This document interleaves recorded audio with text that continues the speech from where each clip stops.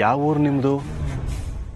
ಅಂದರೆ ಈ ಕಡೆ ಎಲ್ಲೂ ನೋಡಿರ್ಲಿಲ್ವಲ್ಲ, ಹಾಗಾಗಿ ಕೇಳಿದೆ. ಹೊಸಬ ಅಂತ ಹೇಳಿದ್ಮೇಲೆ ನೀವು ನೋಡಿರೋಕ್ಕೆ ಹೇಗೆ ಸಾಧ್ಯ?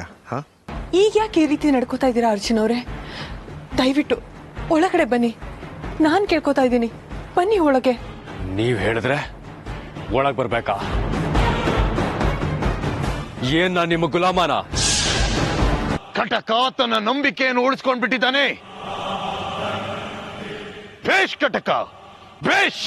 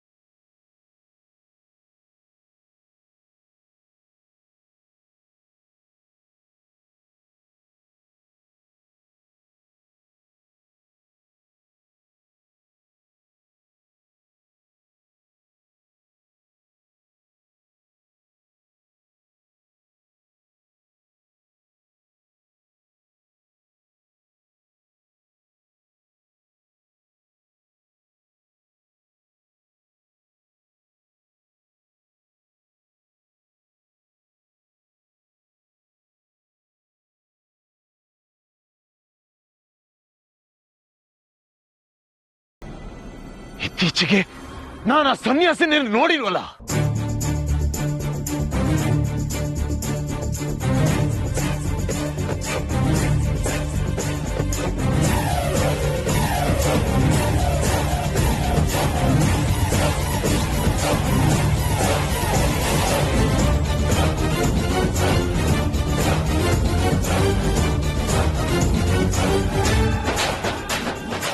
ಮೋಸ ಮೋಸ ಮೋಸ ವಿಷ್ಣು, ನಾವು ಮೋಸ ಹೋಗ್ಬಿಟ್ರಿ.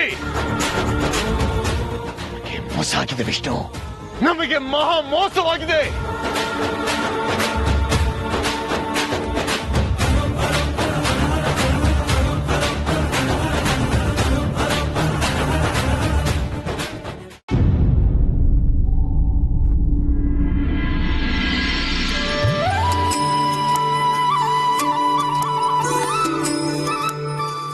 ಅಮೃತ, ನೋಡ್ಕೊಂಡು ಬಂದ್ಯಾ?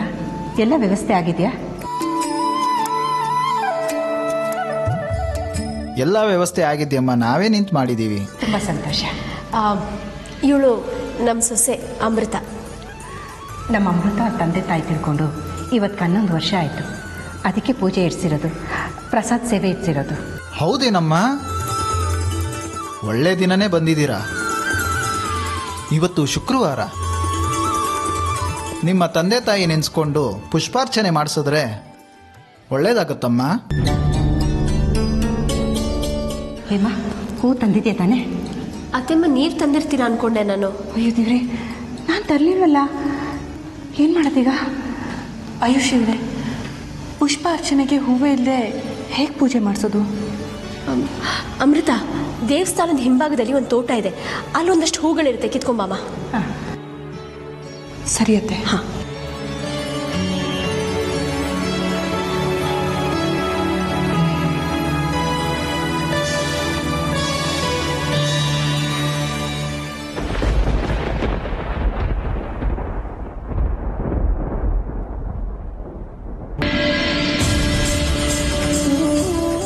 ಅಮ್ಮ, ಪೂಜೆಗೆ ಹೂ ಹುಡುಕ್ತಾ ಇದ್ದೀರ ಅಂತ ಕಾಣುತ್ತೆ, ತಗೊಳ್ಳಿ.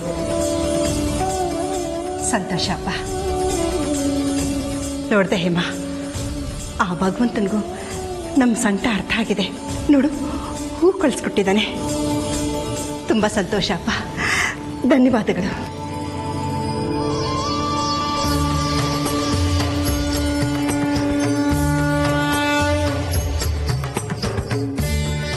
ಯಾರು ತಂದು ಕೊಟ್ರು ಅಜ್ಜಿ ಈ ಹೂವನ್ನ? ಅರೆ, ಹೊರಟೆ ಹೋಗಿದ್ದಾರೆ. ಅಮೃತ, ಅಲ್ಲಿ ಹೋಗ್ತಿದ್ದಾರಲ್ಲ, ಅವ್ರು ತಂದು ಕೊಟ್ರು.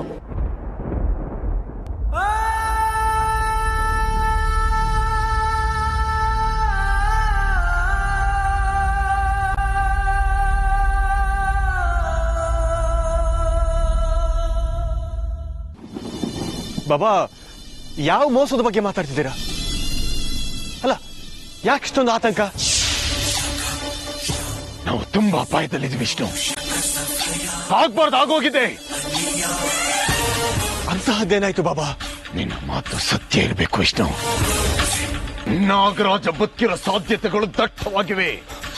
ಆ ವಿಚಾರದಲ್ಲಿ ಅನುಮಾನಗಳೇ ಬೇಡ ಬಾಬಾ. ಯಾಕೆ ಅಂದ್ರೆ ನಾಗರಾಜ ಅವತ್ತು ನನ್ನ ಕಣ್ಮುಂದೆ ಪ್ರಾಣ ಬಿಟ್ಟಿದ್ದು ಇವತ್ತು ನನ್ನ ಕಣ್ಣಿಗೆ ಕಟ್ಟಿದ ಹಾಗೆ ಇದೆ. ನಾನಿವತ್ತು ನೋಡಿದ್ದು ಅದೇ ಮುಖ, ಅವನೇ ಅದು, ಅದರಲ್ಲಿ ಸಂಶಯನೇ ಇಲ್ಲ. ಆದರೆ ನಾಗರಾಜ ಬದುಕಿ ಬಂದಿದ್ದಾದ್ರೂ ಹೇಗೆ ಅಂತ ನಾನು ತಿಳ್ಕೊಬೇಕಾಗಿದೆ ಅಷ್ಟೇ. ಈಗ ನಾನು ನಿಂಗಾಗ್ಲೇ ಹೇಳಿಲ್ವ ವಿಷ್ಣು, ಯಾರಾದ್ರೂ ದೇಹ ತ್ಯಾಗ ಮಾಡಿ ಅವನನ್ನ ಬದುಕಿಸಿರಬಹುದು ಅಂತ. ಇದೆಲ್ಲ ಸನ್ಯಾಸಿದ ಕೆಲಸ. ಆ ಮುದುಕ ತನ್ನ ದೇಹವನ್ನು ತ್ಯಾಗ ಮಾಡಿ ಆ ನಾಗರಾಜನಿಗೆ ಜೀವವನ್ನು ತುಂಬಿತಾನೆ.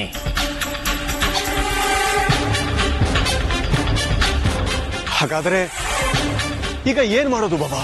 ನೀನು ದೇವಸ್ಥಾನದಲ್ಲಿ ನೋಡಿದೆ ಅಂತ ಹೇಳ್ದೆ ಅಲ್ವಾ? ಹೌದು ಬಾಬಾ. ಹಾಗಾದ್ರೆ ತಡ ಮಾಡೋದು ಬೇಡ ವಿಷ್ಣು. ನಾವೀ ಕೂಡಲೇ ದೇವಸ್ಥಾನಕ್ಕೆ ಹೋಗೋಣ. ಒಂದು ವೇಳೆ ಆ ನಾಗರಾಜ ಬದುಕಿರೋದು ನಿಜನೇ ಆಗಿದ್ರೆ ಎಲ್ಲರ ಮುಂದೆ ಅವನ ರಹಸ್ಯನ ಬಯಲು ಮಾಡೋದ್ಕಿಂತ ಅವನನ್ನು ಸೆರೆ ಹಿಡಿದು ನಮ್ಮ ವಶಕ್ಕೆ ತಗೊಳ್ಳೋಣ. ಇಲ್ಲ ಅಂದ್ರೆ ನಮ್ಗೆ ಅಪಾಯ ತಪ್ಪಿದಲ್ಲ ವಿಷ್ಣು. ನಡಿ, ಹೊರಡೋಣ.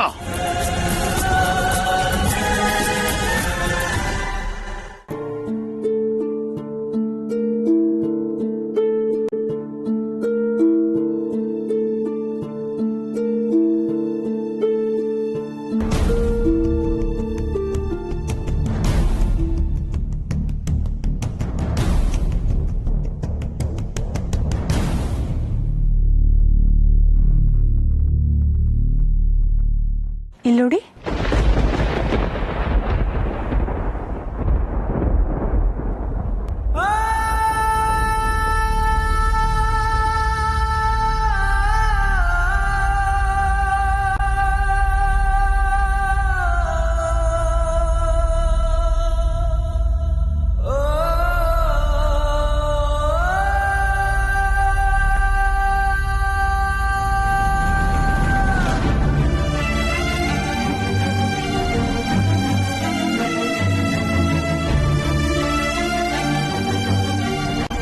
ನೀವು ಸರಿಯಾದ ಸಮಯಕ್ಕೆ ಪೂಜೆಗೆ ಹೂ ತಂದ್ಕೊಡದೆ ಇದ್ದಿದ್ರೆ ಪುಷ್ಪಾರ್ಚನೆ ಮಾಡಿಸೋದಕ್ಕೆ ತುಂಬ ಕಷ್ಟ ಆಗ್ತಿತ್ತು. ದೇವ್ರ ಹಾಗೆ ಬಂದು ಪೂಜೆಗೆ ಸಹಾಯ ಮಾಡಿದ್ರಿ.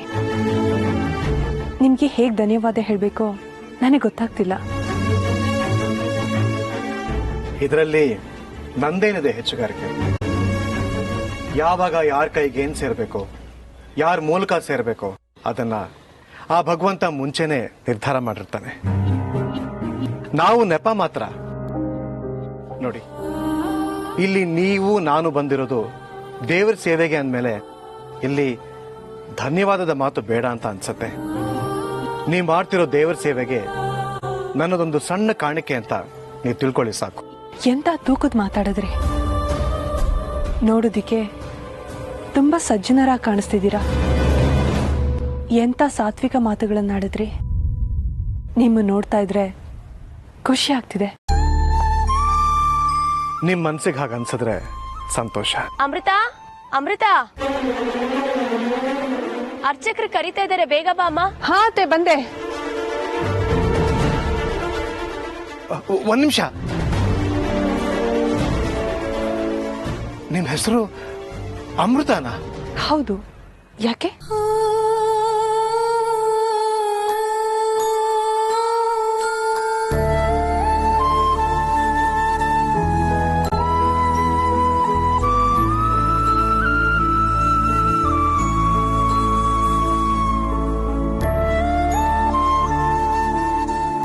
ನಿಮ್ ಕಡೆಯವ್ರು ಯಾರಾದ್ರೂ ಆ ಹೆಸರಿನವ್ರಿದಾರಾ? ಇಲ್ಲ ಇಲ್ಲ, ಅಮೃತ ಅನ್ನೋ ಹೆಸರು ನನಗೆ ಮುಂಚೆಯಿಂದ ತುಂಬಾ ಇಷ್ಟ. ಅದಕ್ಕೆ ಕೇಳಿ ಒಂಥರ ಖುಷಿ ಆಯ್ತು. ಓಹೋ, ಹಾಗಾ? ನಾನು ಹೇಳೋದನ್ನೇ ಮರ್ತೆ ನೋಡಿ. ನೀವು ಬೆಳಗ್ಗೆಯಿಂದ ದೇವಸ್ಥಾನದಲ್ಲಿ ದೇವ್ರ ಸೇವೆ ಮಾಡಿ ದಣಿದಿದ್ದೀರಾ. ನಮ್ಮತ್ತೆ ಇವತ್ತು ದೇವಸ್ಥಾನದಲ್ಲಿ ಪ್ರಸಾದ ಸೇವೆ ಇಟ್ಕೊಂಡಿದ್ದಾರೆ. ದಯವಿಟ್ಟು ನೀವು ಆಮೇಲೆ ಬಂದು ಪ್ರಸಾದ ತಗೊಂಡು ಹೋದ್ರೆ ನನಗೆ ತುಂಬಾ ಸಂತೋಷ ಆಗತ್ತೆ. ಹಾಗೆ ಆಗ್ಲಿ, ಬರ್ತೀನಿ.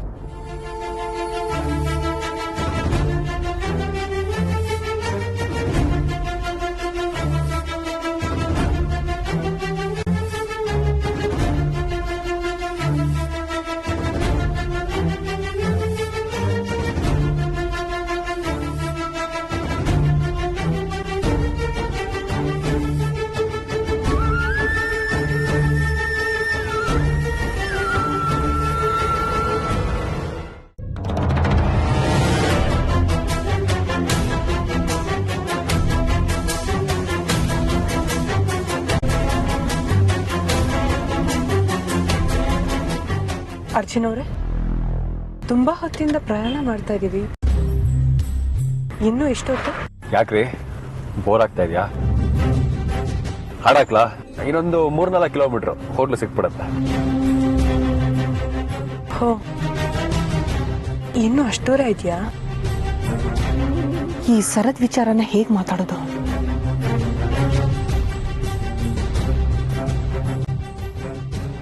ಯಾಕ್ರಿ, ಆಗಿಂದ ಗಾಢವಾಗಿ ಏನೋ ಯೋಚನೆ ಮಾಡ್ತಾ ಇದ್ದೀರಾ? ಏನ್ ಸಮಸ್ಯೆ? ಸಮಸ್ಯೆ ಅಂತಲ್ಲ, ನಿಮ್ಮ ಹತ್ರ ಒಂದು ವಿಚಾರ ಹೇಳೋದಿತ್ತು. ಅಲ್ಲ, ಕೇಳೋದಿತ್ತು. ಕೇಳಿ, ಅದಕ್ಕೆ ಯಾಕೆ ಇಷ್ಟೊಂದು ಯೋಚನೆ? ನೀವು ನಿಜ ಹೇಳ್ತೀರಾ ಅಂತ ನಂಬಿದ್ದೀನಿ. ಯಾಕ್ರಿ, ಅನುಮಾನನ? ಅದೇನು ಅಂತ ಕೇಳಿ. ಆಗ್ಲೇ ಈ ಸರ ಯಾವುದು ಅಂತ ಕೇಳಿದ್ದಕ್ಕೆ ನಾನು ಮಾಡಿಸ್ಕೊಂಡು ಬಂದೆ ಅಂತ ಹೇಳಿದ್ರಿ. ಆದ್ರೆ ನಿಜ ಹೇಳಿ ಅರ್ಜುನ್ ಅವ್ರೆ, ಈ ಸರನ ನಿಮಗೆ ಆ ಸಾಧುಗಳು ಕೊಟ್ಟಿದ್ದಲ್ವಾ? ಛೆ, ಇದೆಂತ ಸಂದಿಗ್ಧ. ನಿಜ ಹೇಳೋ ಹಾಗೂ ಇಲ್ಲ. ಗುರುಗಳಿಗೆ ಮಾತು ಕೊಟ್ಟಿದ್ದೀನಿ, ಸರದ ಬಗ್ಗೆ ಯಾರ ಹತ್ರನೂ ಹೇಳೋದಿಲ್ಲ ಅಂತ. ಹಾಗಂತ ಅಮೃತ ಹತ್ರ ಸುಳ್ಳು ಹೇಳೋದಾದ್ರೂ ಹೇಗೆ? ಹೇಳಿ ಅರ್ಜುನ್ ಅವ್ರೆ, ಯಾಕೆ ಸುಮ್ಮನಾಗಿ ಬಿಟ್ರಿ? ಅಲ್ಲ, ನಿಮ್ಗೆ ಯಾಕೆ ಈ ಅನುಮಾನ ಬಂತ? ಅನುಮಾನ ಅಂತ ಅಲ್ಲ, ಆಗ್ಲೇ ನೀವು ಗುರುಗಳ ಹತ್ರ ಮಾತಾಡ್ಬೇಕಾದ್ರೆ ಅವ್ರು ನಿಮ್ಗೇನೋ ಕೊಟ್ಟ ಹಾಗಿತ್ತು, ಅದಕ್ಕೆ ಕೇಳಿದೆ. ಬೆಳಿಗ್ಗೆ ನೀವು ಮನೆಯಿಂದ ಹೊರಡುವಾಗ ಈ ಸರ ಇರ್ಲಿಲ್ವಲ್ಲ? ನೀವು ನೋಡಿದ್ದೀರಾ ಅಂದಮೇಲೆ ಮುಚ್ಚಿಟ್ಟು ಏನು ಪ್ರಯೋಜನ? ಹೌದು, ಗುರುಗಳು ಈ ಸರನ ಆಶೀರ್ವಾದ ಮಾಡಿಕೊಟ್ರು. ಅದೇ ಯಾಕೆ? ಯಾಕೆ ಅಂದ್ರೆ ಏನ್ ಹೇಳೋದು? ಹಿರಿಯರು ಏನೋ ಮನ್ಸಿಗೆ ಅನ್ಸಿರುತ್ತೆ, ಕೊಡಬೇಕು ಅನ್ಸಿರುತ್ತೆ, ಕೊಟ್ರು. ಅದನ್ನೆಲ್ಲ ಪ್ರಶ್ನೆ ಮಾಡೋದಕ್ಕಾಗತ್ತಾ?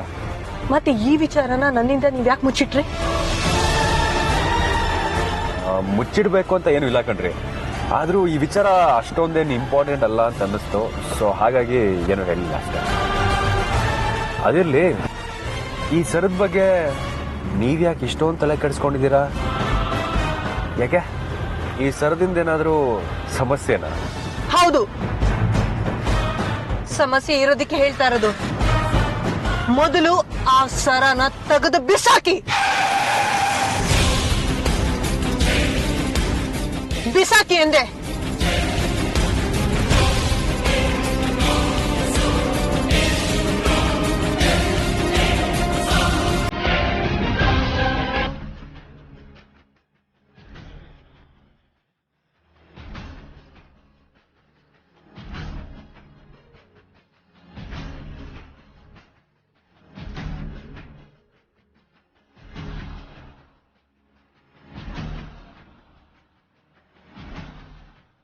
ನೋಡಿ, ಇವತ್ತು ನಮ್ಮ ಮನೆ ಸೊಸೆ ಅಮೃತ ತಂದೆ ತಾಯಿ ಹೆಸರಲ್ಲಿ ಸ್ವಾಮಿಗೆ ವಿಶೇಷವಾದ ಪೂಜೆ ಇಟ್ಕೊಂಡಿದ್ವಿ.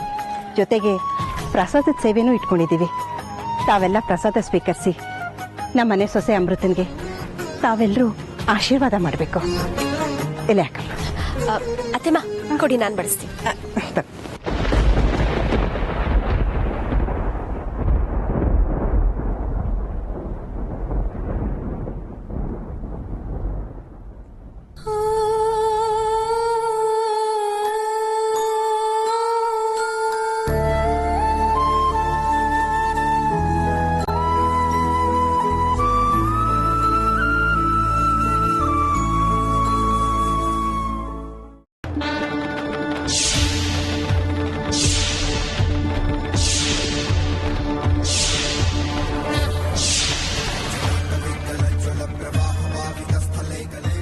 ಬಾಬಾ, ಆ ನಾಗರಾಜನ ಜೊತೆ ನಿಮ್ಮ ಮುಖಾಮುಖಿ ಆದ್ರೆ ಅಪಾಯ ಅಲ್ವಾ? ಒಂದ್ ವೇಳೆ ಅವನೇನಾದ್ರೂ ಸಿಡಿದು ಏಕಾಏಕಿ ಯುದ್ಧಕ್ಕೆ ನಿಂತ್ಬಿಟ್ರೆ ಏನ್ ಮಾಡೋದು? ವಿಷ್ಣು, ನಾವು ಅಂದ್ಕೊಂಡಾಗೆ ಆದ್ರೆ ಅದಕ್ಕಿನ ಅಪಾಯವಂತ ಕಾರ್ಯ ಮತ್ತೊಂದಿಲ್ಲ. ಆದ್ರೂ ಇದು ಅಪಾಯವಾದಂತಹ ಕಾರ್ಯ. ಅವನು ಎಷ್ಟು ಶಕ್ತಿವಂತ ಆಗಿದ್ರು ಏಕಾಏಕಿಯಾಗಿ ನನ್ನನ್ನು ಎದುರಾಕೊಳ್ಳುವಂತಹ ಧೈರ್ಯ ಮಾಡಲು ಅನ್ನೋ ನಂಬಿಕೆ ಮೇಲೆ ನಾವು ಅಲ್ಲಿಗೆ ಹೋಗ್ತಾ ಇದ್ವಿ. ನೋಡೋಣ ಅಲ್ಲಿಗೆ ಹೋದ್ಮೇಲೆ ಏನಾಗುತ್ತೆ ಅಂತ. ಅವನ ರಹಸ್ಯಗಳನ್ನ ಕಾಪಾಡುವಂತ ಜವಾಬ್ದಾರಿ ಅವನ ಮೇಲಿರೋದ್ರಿಂದ ಅವನು ದುಡುಕಿ ನಿರ್ಧಾರಗಳನ್ನ ಮಾಡಲ್ಲ ವಿಷ್ಣು. ಹಾಗೆ ಎಲ್ಲಿ ಅವನ ರಹಸ್ಯಗಳು ಬಯಲಾಗ್ಬಿಡುತ್ತೋ ಅನ್ನೋ ಭಯದಿಂದ ಆದ್ರೂ ಅವನು ನಮ್ಮನ್ನು ಎದುರಾಕೊಳ್ಳುವಂತ ಧೈರ್ಯ ಮಾಡಲ್ಲ ಅನ್ನೋ ನಂಬಿಕೆ ನನಗಿದೆ. ಹೌದು ಬಾಬಾ, ಆದರೆ ಯಾವುದೇ ಸಂದರ್ಭಕ್ಕೂ ಈ ಗುಟ್ಟು ನಮ್ಮ ಮನೆಯವರಿಗೆ ಗೊತ್ತಾಗ್ದಿರೋ ಹಾಗೆ ನೋಡ್ಕೊಳ್ಳೋ ಜವಾಬ್ದಾರಿ ಕೂಡ ನಮ್ಮ ಮೇಲಿದೆ. ಈಗ ಅದನ್ನ ನೀನ್ ನೋಡ್ಕೋ. ನಾಗರಾಜನ ವಿಚಾರ ನಾನ್ ಗಮನಿಸ್ತೀನಿ. ಮೊದಲು ನಾವು ಅಲ್ಲಿ ಹೋಗಿ ತಲುಪೋಣ.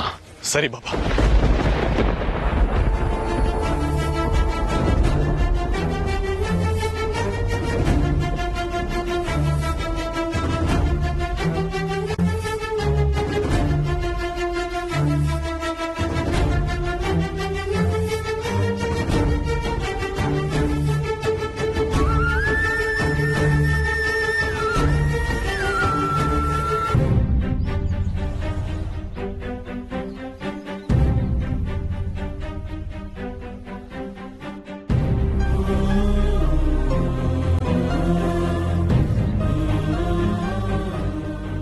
ಅಮೃತರು ಯಾಕಿಷ್ಟು ವಿಚಿತ್ರವಾಗಿ ಒರಟಾಗಿ ಮಾತಾಡ್ತಾ ಇದಾರೆ ಅರ್ಥನೇ ಆಗ್ತಿಲ್ವಲ್ಲ.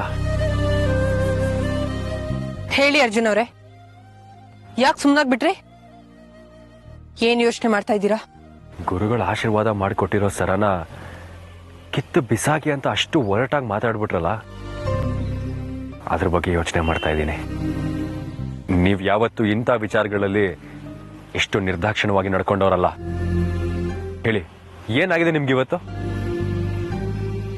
ನನಗೇನಾಗಿದೆ? ನಾನು ಹೇಳಿದ್ರಲ್ಲಿ ತಪ್ಪೇನಿದೆ? ಏನ್ರಿ ಹೀಗೆ ಹೇಳ್ಬಿಟ್ರಿ? ಗುರುಗಳು ಯಾರು, ಅವ್ರ ಮಹಿಮೆ ಎಂಥದ್ದು ಅಂತ ನಮ್ಮಿಬ್ರಿಗೂ ಚೆನ್ನಾಗಿ ಗೊತ್ತು. ನಮ್ಮಿಬ್ರಿಗೂ ಗುರುಗಳ ಮೇಲೆ ಎಷ್ಟು ಗೌರವ ಇದೆ, ಅದರಲ್ಲೂ ನಿಮಗೆ ಗುರುಗಳ ಮೇಲೆ ಎಷ್ಟು ಗೌರವ ಇದೆ ಅಂತ ನನಗೆ ಗೊತ್ತು. ಅಂಥದ್ರಲ್ಲಿ ಗುರುಗಳು ಆಶೀರ್ವಾದ ಮಾಡಿಕೊಟ್ಟಿರೋ ಈ ಸರನ ಕಿತ್ತು ಬಿಸಾಕು ಅಂತ ಹೇಳೋ ಅಗತ್ಯ ಆದ್ರೂ ಏನಿದೆ ನಿಮ್ಗೆ? ಹೇಳಿ ಅಮೃತ ಅವರೇ, ನೇರವಾಗಿ ಹೇಳಿ.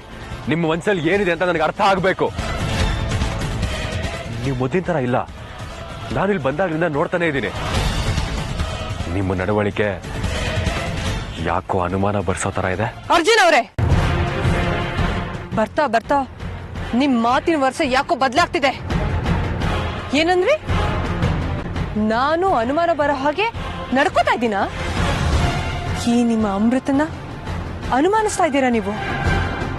ಅಂಥದ್ದೇನ್ ಮಾಡಿದ್ದೀನಿ ನಾನು? ಹೇಳಿ ಅರ್ಜುನ್ ಅವರೇ, ಏನ್ ನಿಮ್ಮ ಅನುಮಾನ? ಹೇಳಿ. ನೀವೇ ನನ್ನ ಹೆಂಡತಿ ಅಮೃತ ಅನ್ನೋದೇ ನನ್ನ ಅನುಮಾನ.